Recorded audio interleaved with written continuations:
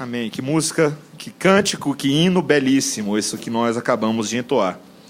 Irmãos, nessa noite retomamos a nossa série no livro de Gálatas. Após uma pausa de 2 semanas, hoje retomamos em Gálatas 5, versículos 13 a 15.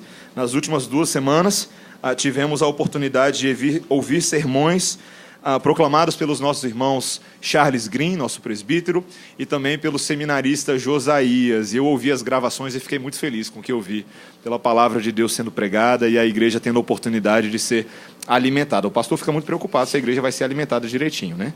Então foi muito bom poder ouvir as gravações e ouvir o feedback dos irmãos também. Hoje retomamos Gálatas, capítulo 5, versículos 13 a 15, apenas 3 versículos. Preste bastante atenção nesse texto, meus irmãos. Um texto também conhecido, mas de profunda implicação e relevância para nós nessa noite.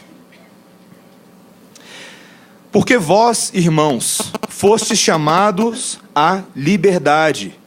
Porém, não useis da liberdade para dar ocasião à carne. Sede antes servos uns dos outros, pelo amor. Porque toda a lei se cumpre em um só preceito, a saber, amarás o teu próximo como a ti mesmo. Se vós, porém, vos mordeis e devorais uns aos outros, vede que não sejais mutuamente destruídos. Até aqui a palavra do Senhor. Vamos orar mais uma vez.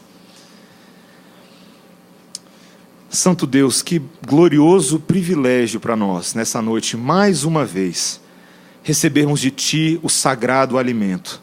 Obrigado, Senhor, porque o Senhor nos alimenta com a Tua palavra. Dá a nós um coração daqueles que desejam ser alimentados. Abre as nossas faculdades espirituais para entender a Tua santa lei e nos abençoa com ela, Pai. Transforma-nos segundo a imagem do Teu Filho. Essa é a nossa oração no nome de Jesus. Amém. Meus irmãos, uma das ocasiões mais marcantes da vida de qualquer ser humano é a primeira vez que ele tem a oportunidade de ir a um parque de diversões. Você lembra da primeira vez que você foi a um parque de diversões? Eu lembro, uma das primeiras vezes que eu fui, e foi uma experiência de tirar um fôlego. Talvez você, como criança, já tenha ido ali no Nicolândia, ou você já levou os seus filhos ali no Hot Park, no Park Shopping, ou no Beto Carreiro, qualquer coisa assim, ou na Disney.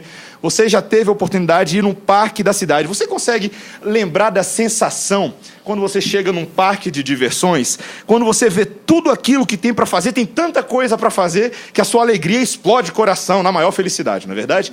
Você vê o barco Viking, você vê o trem fantasma, alguns têm medo do trem fantasma, nunca entraram. Você vê a montanha-russa, tem aqueles que você nem sabe o nome direito. Você só sabe que vai sacudir, girar, contorcer o seu cérebro, o seu estômago, vai dar um jeito em você direitinho, mas você precisa ir nele de qualquer forma, não é verdade?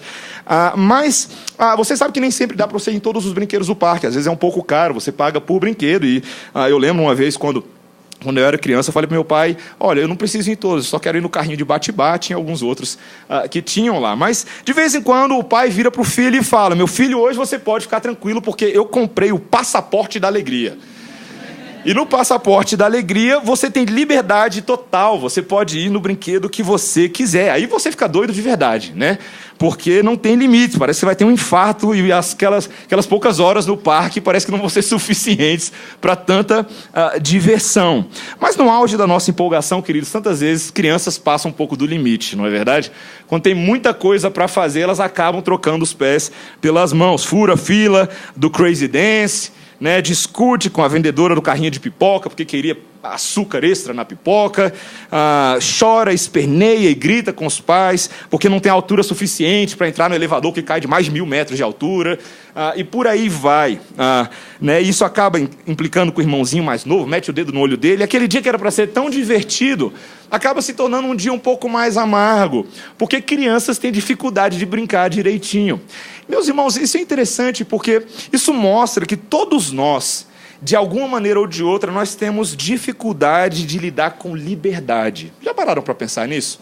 Os seres humanos não lidam muito bem com o conceito de liberdade. Eu lembro que há alguns anos atrás saiu uma matéria, se eu não me engano, foi no Globo, sobre o fato de que alguns patrocinadores dos parques da Disney em Orlando estavam fazendo um movimento para impedir excursões de brasileiros nos parques da Disney. E a reclamação é que os brasileiros eram muito bagunceiros.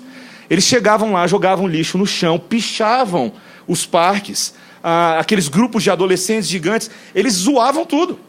Botavam a coisa de cabeça para baixo, quebravam o patrimônio, arrumavam confusões à torto e à direita, e houve um grande movimento para tentar impedir essas discussões de adolescentes brasileiros. Eu lembro quando eu estava também no seminário, eu tinha um amigo coreano, bem gente boa lá no seminário, Aaron Bay, e uma vez a gente estava conversando sobre um fenômeno interessante que acontece quando asiáticos vão estudar nas universidades norte-americanas. Eles perdem um pouco o controle.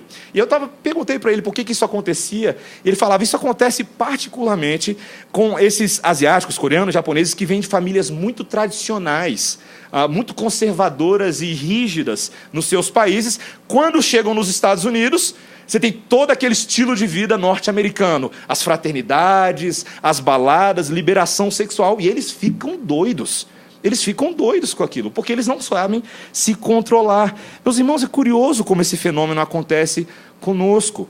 Quando uma coisa boa, quando a nossa liberdade se torna uma coisa ruim. Algo que é um privilégio, um benefício que nos é dado em tantas esferas da vida, acaba se tornando algo para o nosso prejuízo e para o prejuízo de outros, e não é diferente no reino de Deus. Muitas vezes nós somos, no reino de Deus, como aqueles prisioneiros que são liberados no final de semana para verem suas famílias. Mas logo que são liberados, retornam à vida do crime e acabam fazendo aquilo que os levou à prisão num primeiro momento. Nós somos assim, meus irmãos. Esse texto está tratando disso hoje. Ele está tentando amadurecer a nossa perspectiva sobre como viver a nossa liberdade cristã. Porque, afinal de contas, nós somos livres em Cristo. Mas isso não significa que os cristãos podem fazer o que lhes apetece fazer. O que é em si apenas uma outra forma de escravidão. Nós veremos claramente nesse texto, meus irmãos, que em vez de viver uma vida devassa da liberdade cristã, nós devemos aproveitar a nossa liberdade para servirmos a Deus e uns aos outros em amor. Essa é a verdadeira maneira de escapar da escravidão desse mundo. É isso que esse texto fala hoje. E nós veremos isso em 3 partes, 3 versículos, 3 partes, facilita, né? Meus irmãos, veja logo que o primeiro versículo, versículo 13, olhe na sua Bíblia, ele diz, porque vós, irmãos, foste chamados à liberdade. Essa frase de Paulo funciona exatamente como um resumo. Ele começa com a palavrinha porque, de tudo que ele veio falando do versículo 1 desse capítulo até o versículo 12. Veja que o primeiro versículo do capítulo 5, o versículo 1, ele também funciona como um envelope para trabalhar com essa ideia. O primeiro versículo diz, para a liberdade foi que Cristo nos libertou. Meus irmãos, nós temos nesse livro de Gálatas gasto um bom tempo falando sobre o que é o conceito de liberdade. O que de fato é a liberdade cristã. E nós vemos que existem 2 grandes esferas da liberdade. A primeira esfera da liberdade é que Cristo nos libertou do domínio do pecado. Eu e você, que cremos no poder da cruz do Calvário, somos livres das trevas. Você crê nisso, meu irmão? Glória a Deus por isso. Amém. Essa é a maior alegria da vida dos seres humanos. Poderem ser libertos das garras do maligno, os seus pecados perdoados, redimidos e lavados pelo sangue do Cordeiro e não devem mais nada ao seu passado. São agora livres em Cristo Jesus. Paulo tem gasto um tempo bom no livro de Gálatas falando que essa é a essência do Evangelho. Esse é o Evangelho. Cristo se entregou por pecadores como eu e você, para nos libertar.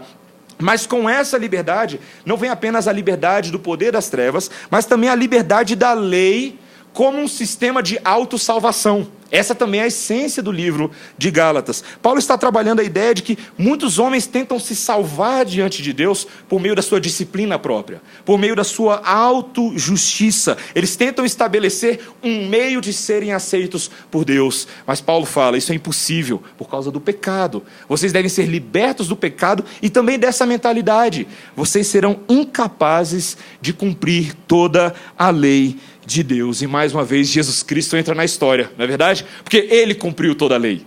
Ele é o nosso libertador. Por quê? Porque Ele é o homem perfeito, o varão perfeito. Ele cumpriu todas as coisas e assim nos fez aceitos diante do Pai. Justificados, pois, mediante a fé, temos paz com Deus. Que mensagem maravilhosa, queridos. Eu espero que ao longo das semanas do livro de Gálatas, o seu coração esteja se enchendo dessa perspectiva. Que você entenda que as características agora dessa vida de liberdade visam produzir em você verdadeira liberdade, verdadeira libertação. Quando Cristo aplica sua obra em nós, nós agora passamos a viver uma vida agradecida, uma vida que é espontânea para a glória do nosso maravilhoso Redentor. Nós somos agora convidados em Cristo Jesus a caminhar no reino da sua liberdade, nesse país que Ele conquistou para nós, nesse grande parque da cidade do nosso Deus, em que nós podemos nos deleitarmos nos seus tesouros. Nós podemos crescer em conhecimento e sabedoria de Deus. Nós podemos fazer pleno uso das oportunidades que Deus nos dá. Esse é o grande parque da liberdade de Deus. É o que o primeiro versículo diz. Olha uma vez. Para a liberdade foi que Cristo nos libertou. Mas, olha o alerta. Tanto no versículo 1 quanto no versículo 13, existe um alerta. Um alerta essencial, meus irmãos, para nós compreendermos para qual liberdade Cristo nos libertou. Ele fala, permanecei, pois, firmes, versículo 1, e não vos submetais de novo a jugo de escravidão. Ou que Paulo fala no versículo 13, porém não useis da liberdade para dar ocasião a carne. Meus irmãos, nós precisamos entender como é que o apóstolo Paulo está tentando explicar para os Gálatas o que está acontecendo aqui. Paulo está lidando com um problema um pouquinho complicado.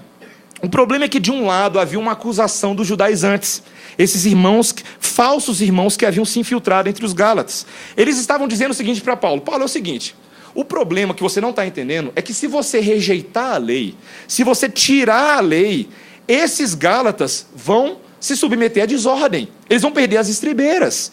Você não pode dizer que o homem não pode ser salvo pela lei. Por quê? Porque se não existe lei, só existe anarquia e caos. Os judaizantes estavam acusando Paulo de pregar um falso evangelho, porque aparentemente esse evangelho de Paulo não tinha a lei. E nós já gastamos bastante tempo explicando, não é que Paulo estava rejeitando a lei, mas explicando a função da lei.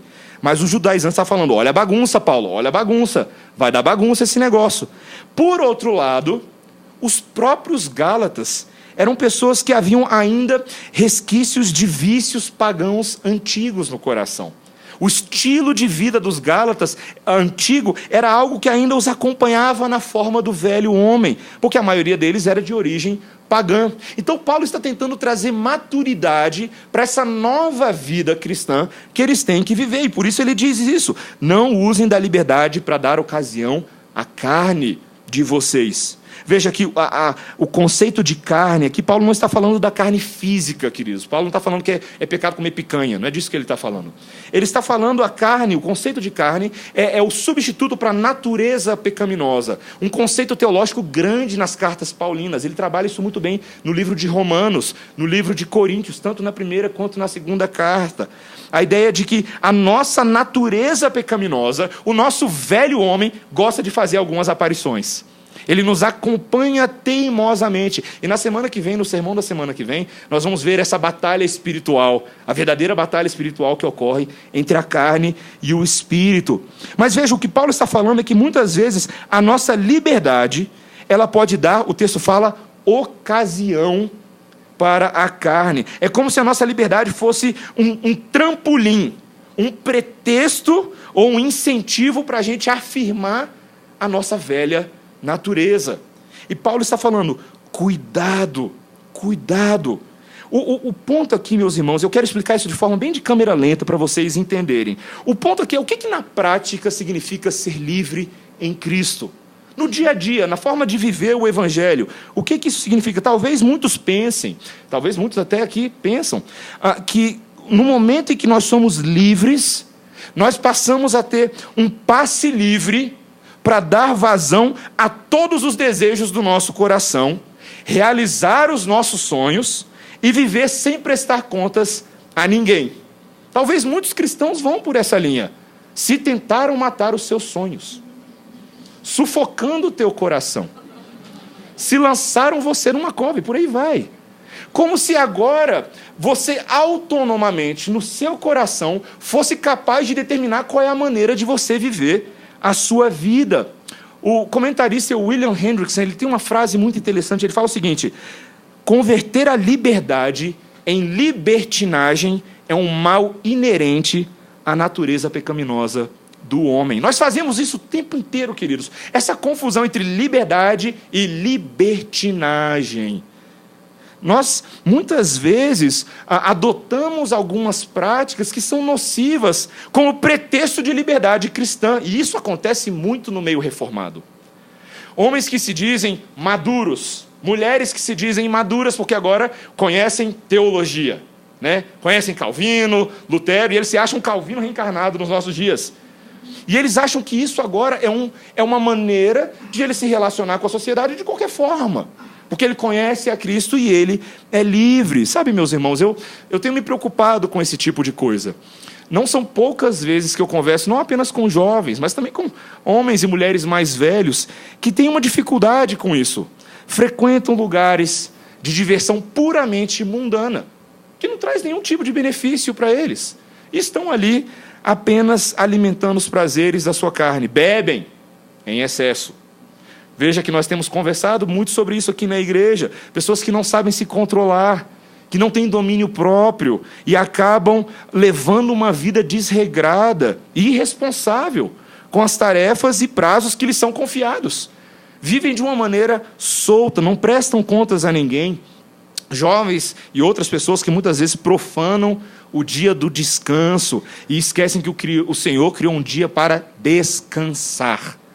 Trabalham loucamente, estudam loucamente e não descansam no Senhor, ou adoram ao Senhor de qualquer forma, com o pretexto de estar na liberdade do Espírito, porque onde o Espírito do Senhor está, aí há liberdade. Oh, como eu já ouvi isso. Como se isso fosse pretexto para a gente fazer qualquer coisa, como se Deus pudesse ser adorado de qualquer maneira. No dia a dia da sociedade, nós vemos a manifestação dessa confusão de diversas outras formas. Muitas pessoas que às vezes leem tipos de literatura ou assistem determinados seriados, filmes que não trazem tanta edificação como eles acreditam que trazem. Eu lembro que há um tempo atrás, o pastor batista John Piper, muito conhecido de muitos de vocês, soltou um texto na internet que criou uma polêmica bem grande. Ele recomendou que um determinado filme, chamado Deadpool, não deveria ser assistido por cristãos.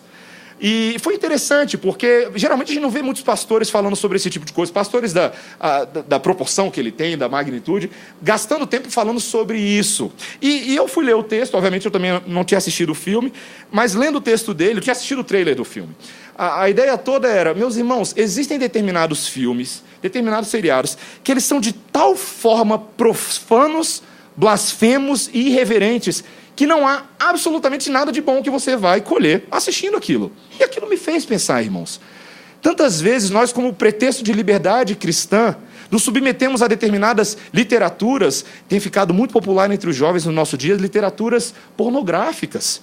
Eu lembro do bafafá que deu quando saiu esse filme 50 Tons de Cinza aí, porque muitos crentes queriam falar, não tem nenhum problema com isso. E nós precisamos meditar seriamente diante do Senhor, até onde essa nossa liberdade tem produzido em nós perversidade. Nós precisamos fazer essa reflexão. Veja, meus irmãos, nesse sermão de hoje eu não estou colocando regras para você. Eu quero que você reflita sobre essas coisas, que você reflita sobre os nossos critérios bíblicos. Muitas vezes, esse é bem comum e corriqueiro, nós cultivamos amizades e relacionamentos que não nos edificam. E que muitas vezes utilizamos o pretexto, né, quando fazemos amizades, relacionamentos fora da igreja, falamos o seguinte, na verdade, pastor, sabe o que é? É que eu estou evangelizando os meus amigos. Eu estou iluminando a vida deles com a luz de Cristo. Mas o miserável nunca abriu a boca para convidar o povo para a igreja, nunca abriu a boca para dar um Deus te abençoe, nunca deu um panfleto, nunca leu um versículo, mas está lá evangelizando o pessoal. Eu acho isso muito suspeito, particularmente. E, na verdade, o que rapidamente nós identificamos no contexto de aconselhamento não é que a pessoa está evangelizando seus amigos. Ele está usando aquele argumento como pretexto porque ele admira a vida que os seus amigos têm, a sua vida libertina, e ele fica flertando com o que eles fazem, desejoso de deixar de ser crente por um dia, para poder escorregar um pouquinho. Quem sabe, que saudade do velho homem. Ah, que saudade das cebolas do Egito. Que saudade dessas coisas. Meus irmãos, isso é muito perigoso. O apóstolo Paulo, em 1 Coríntios 6, versículos 12 e 13, também no capítulo 10, 23, ele disse: todas as coisas me são lícitas, mas nem todas convém. E no capítulo 6 ele fala algo que a gente esquece. Ele fala: todas as coisas me são lícitas, mas eu não me deixarei dominar por nenhuma delas. Muitas vezes o que a gente não percebe é que os nossos ídolos nos dominaram. E eles ameaçam a nossa liberdade, nos trazendo para um novo tipo de escravidão. Você consegue perceber isso? Que essa suposta liberdade se tornou uma nova escravidão, justificada com pretexto de liberdade. Meus irmãos, nosso pecado é criativo. Nosso pecado é muito mais criativo do que a gente imagina. E nós devemos entender, meus irmãos, que a salvação não é um chamado para nós vivermos para nós mesmos, mas sim para vivermos para Deus, que a si mesmo se entregou por nós e nos comprou por um alto preço. Vocês têm que entender, meus irmãos, e nós precisamos entender hoje à noite, que quando Cristo morreu por nós, Ele nos transferiu da escravidão do pecado para a escravidão de Cristo. Livres agora em Deus, estamos presos a Deus. Esse é um conceito paradoxal nas Escrituras, de que a nossa liberdade, essa boa liberdade, é o fato de que estamos agora presos positivamente a Deus. Deus é o nosso Senhor. Sabe essa palavra que você fala de vez em quando? Senhor. É isso que ela significa. Deus é o nosso dono, o nosso proprietário. Quando Ele te comprou, Ele selou você com o selo do Espírito Santo e ninguém tasca. Ninguém tasca. E nós precisamos entender isso. Cristo nos libertou do pecado, não para o pecado. Nós precisamos entender isso. Nós temos que utilizar bem a nossa liberdade, meus irmãos, porque o preço que foi pago por ela é assombroso, é impressionante. Foi a morte do inocente Filho de Deus. Romanos 6, 1 e 2. Que diremos, pois? Permaneceremos no pecado para que abunde a graça? De modo nenhum.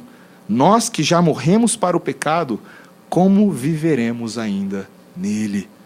Esse é o primeiro ponto, meus irmãos. A nossa liberdade deve ser uma liberdade cautelosa. Segundo lugar, se a nossa liberdade não é uma ocasião, um trampolim para a carne, ele é um trampolim para o quê? É isso que Paulo vai falar agora, a partir da segunda metade do versículo 13. Ela é uma ocasião para o amor e para o serviço. Veja o versículo 13, na segunda parte, quando ele diz: sede antes servos uns dos outros pelo amor. Versículo 14: porque toda a lei se cumpre em um só preceito, a saber, amarás o teu próximo como a ti mesmo. Paulo está retomando aqui, queridos, algo que ele já falou lá no versículo 6. Olha lá no versículo 6, quando ele disse que a fé que atua pelo amor, essa é a que tem valor para Deus. Não é nem a circuncisão, nem a incircuncisão, mas a fé que atua pelo amor. E Paulo aqui, queridos, nesses dois versículos, ele está trazendo um ensinamento impressionante, ou pelo menos dois ensinamentos que deveriam radicalmente sacudir a sua vida nessa noite. Duas perspectivas que muitas vezes não são tão claras para a gente. Primeira coisa que Paulo está mostrando para a gente é o relacionamento entre o amor e a lei. Engraçado, né? Parece que nesse momento, até esse ponto do livro, algumas pessoas têm a impressão de que Paulo está falando quase que negativamente da lei. Mas agora, Paulo vai exaltar a lei, o verdadeiro significado da lei, de uma maneira impressionante. O ponto da lei, queridos, é amar a Deus e amar ao próximo. Paulo resumiu toda a Bíblia para mim e para você nesse versículo. Amar a Deus e amar ao próximo. Ele está citando aqui a ideia de Levítico 19, 18. Veja que essa não é uma criação do Novo Testamento. Era uma ideia que já era falada no Antigo Testamento. Veja, o amor é tanto a síntese, a condensação da lei. No amor verdadeiro, toda a lei se resume, mas ela também é a realização da lei. Ela é a prática da lei moral. tudo isso visto como uma unidade. Você lembra quando Moisés subiu o Monte Sinai para receber os 10 mandamentos, certo? Você lembra dessa ocasião, e você certamente lembra os 10 mandamentos de cor. Se eu perguntar para você aqui agora, você fala de cor os 10 mandamentos, né? Mas os 10 mandamentos, eles têm uma divisão didática que muitas pessoas não sabem. Aquilo que nós chamamos das 2 tábuas da lei. Os mandamentos 1 a 4, eles dizem respeito ao nosso relacionamento com Deus. Nosso relacionamento vertical. Não adorarás outros deuses diante de mim. Não farás para ti imagem de escultura, nem semelhança alguma do que há em cima do céu, nem debaixo da terra, nem debaixo das águas da terra.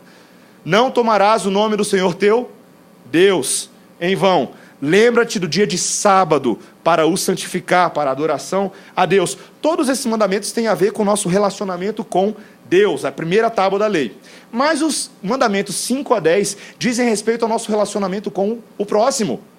Eles dizem respeito à maneira como amamos uns aos outros. Honra a teu pai e a tua mãe, para que se prolonguem seus dias na terra que o Senhor teu Deus te dá. Não matarás, não adulterarás, não dirás falso testemunho, por aí vai. Eu sei os outros, tá? Só resumir. Mas veja, o interessante, meus irmãos, o que nós precisamos entender é que quando nós cumprimos esses mandamentos morais, essas ordenanças morais de Deus, nós estamos amando. É isso que a Bíblia está falando. Eu espero que você veja claramente quando a Bíblia diz não matarás e você não mata uma pessoa, você está amando ela. Porque quando você mata sem nenhuma justificativa, isso não é amor. Quando você diz algo mentiroso a respeito de alguém, um falso testemunho, essa não é uma demonstração de amor. Essa é uma demonstração de desamor. Veja, queridos, o que a Bíblia está falando para mim e para você, preste atenção, é que o verdadeiro amor bíblico tem a ver com prática. A minha prática para com o próximo tem a ver com ação. O nosso próprio Deus demonstrou o amor dele por nós por meio de ação, por meio de prática. João 3,16, o versículo mais conhecido da Bíblia, ele diz o seguinte: porque Deus amou o mundo de tal maneira que escreveu um post no Facebook para dizer o quanto amava você. Não foi isso que ele fez? Não foi isso, não é verdade? O que ele fez? Ele enviou o seu Filho ao mundo. Deus enviou o seu próprio Filho ao mundo, para que todo aquele que nele crê não pereça, mas tenha a vida eterna. Isso é amor. Isso é amor. Essa é a verdadeira definição de amor. O genuíno amor de Deus levou ele a uma ação concreta. Essa também foi a forma como Jesus viveu nesse mundo. Veja, Filipenses 2,7 nos diz que Jesus assumiu forma de servo e veio a este mundo, o servo sofredor, que foi prefigurado nas profecias do profeta Isaías.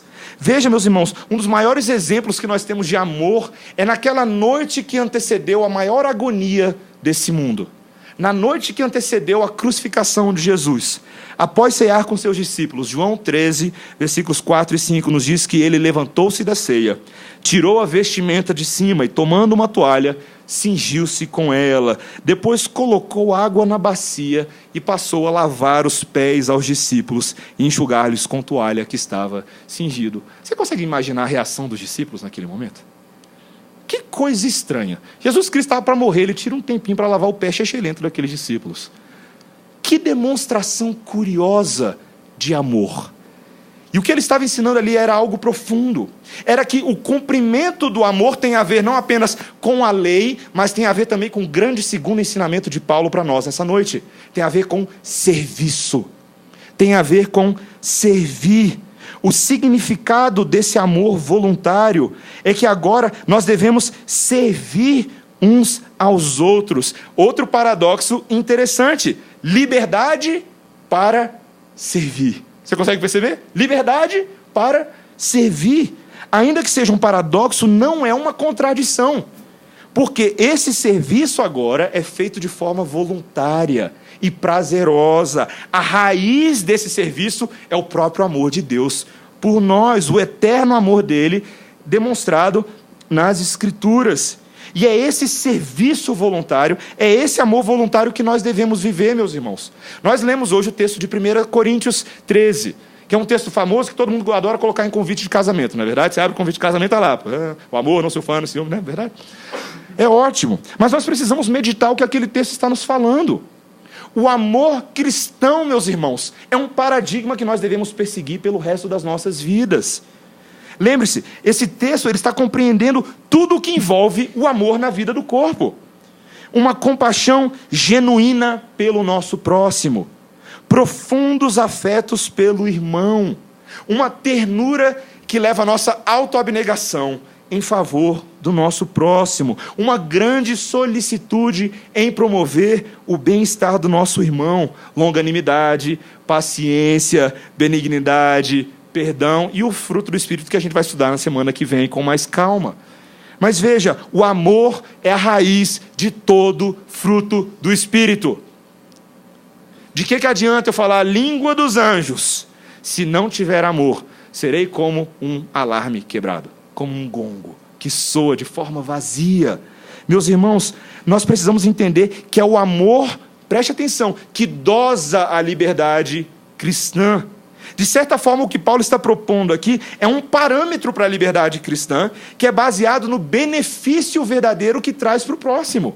Isso é o amor cristão junto com a liberdade. Olha o que ele fala em 1 Coríntios 8, versículo 9. Ele disse: vede que essa liberdade vossa não venha a ser motivo de tropeço para os fracos. Se eu levo o meu próximo a tropeçar, eu não estou amando como ele precisa ser amado. Nesse sentido, meus irmãos, o que Paulo disse é que ele era uma espécie de escravo do amor, de que ele se submetia aos outros irmãos como escravo deles por causa do amor. 1 Coríntios 9,19, pois sendo livre de todos, fiz-me escravo de todos, para ganhar o maior número possível. Versículo 22, fiz-me como fraco para com os fracos, para ganhar os fracos. Fiz-me tudo para com todos, para por todos os meios chegar a salvar alguns. O que Paulo está falando é o seguinte, meus irmãos, em favor do Evangelho, em favor da mensagem do reino, Paulo estava disposto a diminuir para que outros crescessem. Isso é algo impressionante. Isso é algo maravilhoso. Isso confronta o nosso conceito prático de amor, não é verdade? Até que ponto você está disposto a abnegar de quem você é em favor do próximo? Paulo escreveu algo, por exemplo, em 1 Coríntios 8,13, ele disse: porque se a comida fizer tropeçar a meu irmão, nunca mais comerei carne, para não servir de tropeço ao meu irmão. Interessante isso, não é verdade? Paulo estava disposto a fazer algo que para ele era de consciência tranquila, em favor do próximo, a deixar de fazer aquela coisa para que outros não tropeçassem. Esse é o critério bíblico, meus irmãos. Ser imitador de Paulo, como Paulo é de Cristo, é isso. Foi isso que ele falou. É colocar o serviço contra o egocentrismo, que é o espírito dos nossos dias. Se você entrar hoje no seu Facebook, no seu Instagram, e você começar a olhar os perfis das pessoas, as pessoas não estão muito dispostas a servir umas às outras. Elas estão dispostas a serem servidas. Elas centram a vida nelas, naquilo que lhes é importante e naquilo que tem valor para elas. Mas Gálatas 6,2, que nós vamos ler lá na frente, diz: levai as cargas uns dos outros, e assim cumprireis a lei de Cristo. Veja, Paulo está falando para mim e para você o seguinte: nós não estamos mais debaixo da lei. Mas nós estamos debaixo da lei de Cristo. A lei daquele que cumpriu todas as coisas em nosso favor e nos libertou para servir. Essa é a essência do amor, meus irmãos. Eu faço a você essa pergunta hoje à noite. Você tem servido os seus irmãos dessa forma? Você tem amado os seus irmãos dessa forma? Sabe, tantas vezes a gente é especialista em arrumar pretexto para não servir os nossos irmãos, na verdade, a gente faz muito isso. E a pergunta geralmente que aparece: tá bom, pastor, eu quero fazer isso, mas quem é o meu próximo? Né? Quem é a pessoa que eu devo amar? Quem é a pessoa que eu devo servir? E essa é uma pergunta muito parecida com aquela que é feita na parábola do bom samaritano. Vocês lembram? A discussão toda, o que Jesus estava tentando ensinar, que a pergunta errada é essa. A gente não deve perguntar quem é o meu próximo. O certo é nós compreendermos que nós devemos comprovar ser o próximo do outro. Nós somos os próximos dos outros, dispostos a servir e ajudar de alguma forma. Veja, é nos colocarmos à disposição de Deus para sermos usados por Deus nas diversas ocasiões que Ele coloca na sua mão. Veja a implicação disso para o trabalho na igreja. Tantas vezes na igreja a gente pensa assim: pastor, mas o meu dom é ser cuidador das crianças. Ou o meu dom é ser vocalista na música, né? Meu dom é só fazer essas coisas. Pense bem se o seu dom não é querer ser servido. Se no final das contas o que você está falando é o seguinte: pastor, eu só sirvo se for dessa forma. Deixa eu te perguntar, será que você está disposto a ser usado por Deus da forma como Deus quer te usar e não da forma como você quer ser usado? Já parou para pensar nisso? Você consegue perceber que na vida da igreja existem inúmeras áreas com carências de pessoas unicamente dispostas a servir? E de que a gente não está falando de dons específicos, aqui a gente está falando de filhos de Deus que queiram tomar vergonha na cara e servir a Deus. É disso que a Bíblia está falando conosco hoje. É a gente parar de mimimi gospel, de falar, eu só faço isso, só falo aquilo, ser bem seletivo e não falar assim, não, eu vou servir como Cristo me serviu. Fazer o que der e vier para a glória de Deus. Nós precisamos pensar sobre isso, irmãos. Eu não estou ignorando o fato de que existem pessoas com talentos e dons específicos para algumas áreas. Glória a Deus por isso. Mas não seja chato. Não seja chato. Coloque-se na presença do Senhor, à disposição para servi-lo. Existem tantos que são próximos de nós. Mas veja, meus irmãos, último versículo, e Paulo encerra falando isso. Cuidado. Cuidado para não se permitirem viver uma vida guiada pelo amor de Cristo. Olha o que ele diz no versículo 15. Se vós, porém, vos mordeis e devorais uns aos outros, vede que não sejais mutuamente destruídos. Meus irmãos, Paulo está ensinando algo muito profundo para a gente. Ele está tentando ensinar os Gálatas e aqueles judaizantes que a fé cristã ela é mais ou menos como uma ponte estreita. Uma ponte estreita sobre um lugar onde dois rios se encontram. Um rio a gente chama de legalismo. E outro rio a gente chama de libertinagem. E você está andando em cima dessa ponte, e se você não olhar a forma como você caminha em cima dessa ponte estreita, você corre o risco de cair num dos dois lados dessa ponte. O lado das faltas refinadas do legalismo, e nesse caso do judaísmo. Ou então, de outro lado, os erros e vícios grosseiros do paganismo, de uma vida depravada, de uma vida sem regras. Meus irmãos, quando a igreja não é guiada pela maturidade do amor, a confusão criada pelo ou legalismo ou a libertinagem podem ser muito graves e destruidoras para a igreja, para a saúde espiritual. Paulo nos dá uma ilustração aqui muito interessante. Ele mostra como muitas vezes os irmãos são descritos como animais selvagens. Veja, você consegue ver a linguagem que ele está usando? Irmãos que se devoram uns aos outros. Irmãos que se lançam uns aos outros para comê-los, para devorá-los. Lembra Discovery Channel, não é verdade? Já assistiu aqueles programas? Eu fiquei impressionado, meus irmãos. Ano passado eu vi um episódio de um dos programas do Discovery Channel que eu achei que eles bateram todos os limites do inimaginável da televisão a cabo que poderia existir.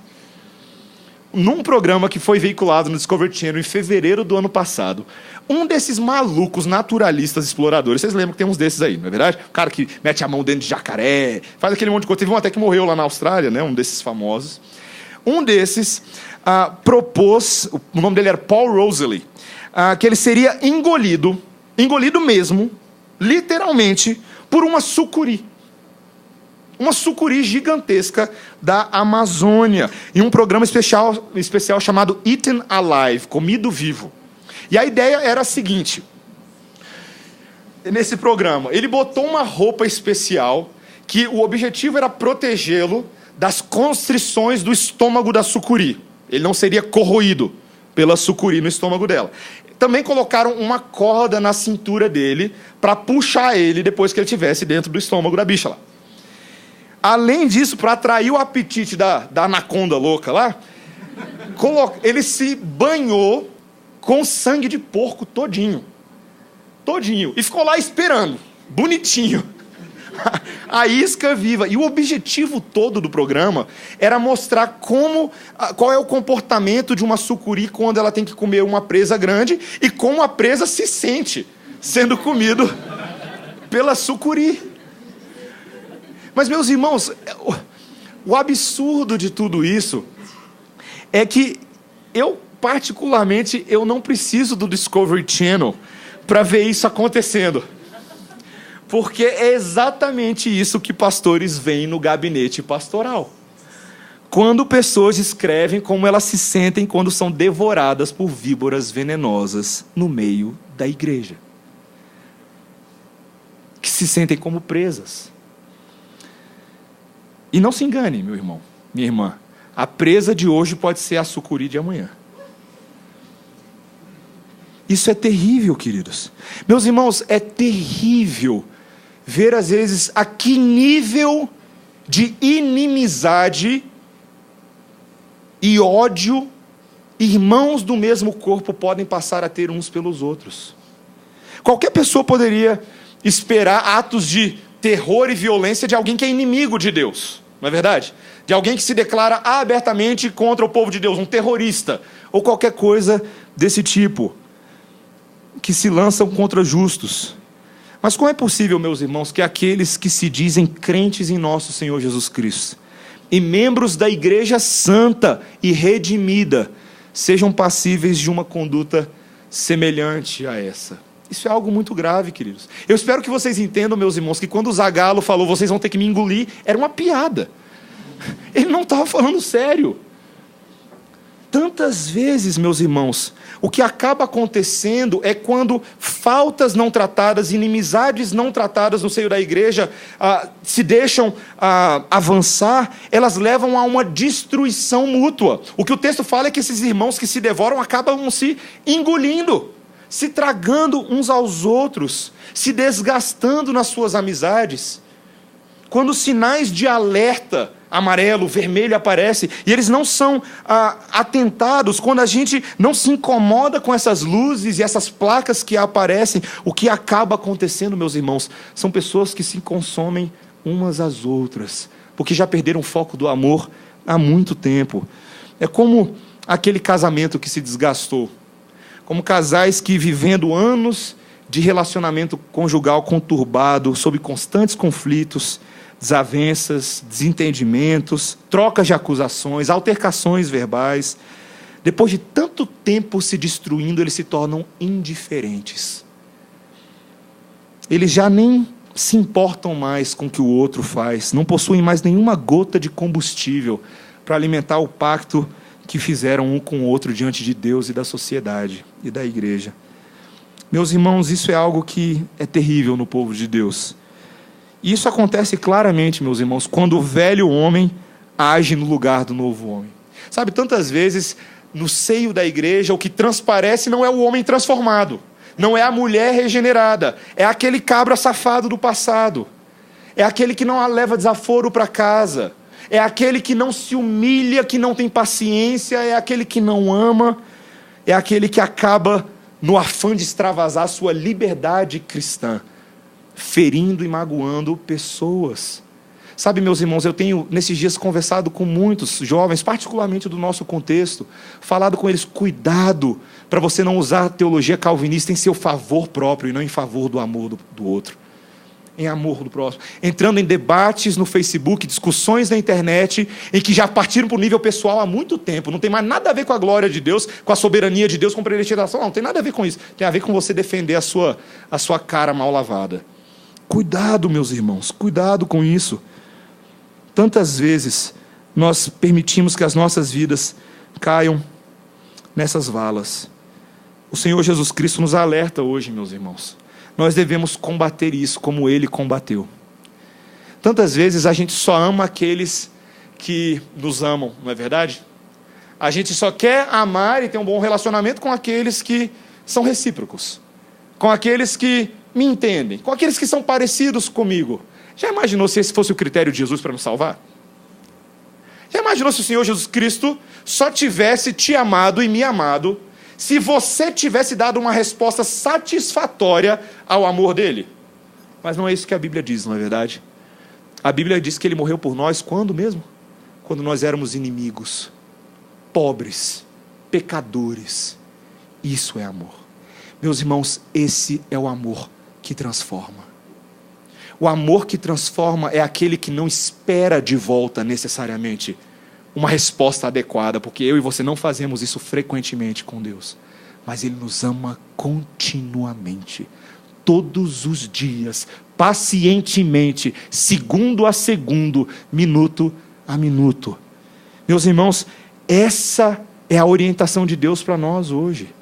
E esse amor deve se manifestar em serviço. Esse é o amor de Cristo, essa é a liberdade cristã. Havia um sábio, João Alexandre, que uma vez disse o seguinte: o mundo há de passar, e toda profecia, os dons, as línguas e tudo mais que existir, porém como aquele que foi, hoje é e para sempre há de ser. O amor é a essência de Deus, e para sempre também vai viver. Bondoso e sem rancor, fiel e consciente, humilde e sofredor, espera tão somente, justo e verdadeiro, tudo suporta e tudo crê. Tão puro e perfeito é o amor, não busca interesse ou favor, mistério, expressão, vida e luz do Senhor. Se não tivesse amor, de nada valeria. Se não tivesse amor, proveito algum teria. Fria e sem razão, a vida então passaria. Vazio seria o falar, um sino que insiste a tocar, se dentro de mim não valesse o amor. Belíssima música do nosso irmão João Alexandre, e que fala daquilo que eu e você precisamos hoje à noite. Nós precisamos disso, meus irmãos. Nós precisamos do amor de Deus hoje, agora mesmo. Não é amanhã, não é depois de amanhã. Eu e você precisamos nos humilhar debaixo da potente mão de Deus e buscá-lo com as nossas faces prostradas, que a misericórdia dele nos renove em amor. Amém? Vamos orar, meus irmãos. Senhor, Deus de amor, nós precisamos de Ti, Pai.